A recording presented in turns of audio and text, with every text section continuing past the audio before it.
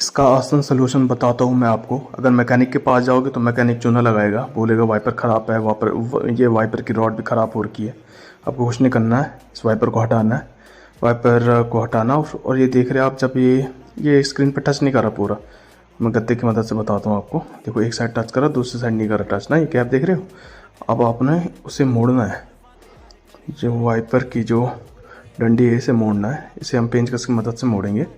ध्यान रखना यहाँ पे ताकत मत लगाना ज़्यादा, बस हल्का मोड़ना। पर को वापस जोड़ते हो, देखते हैं सही चल रहा है।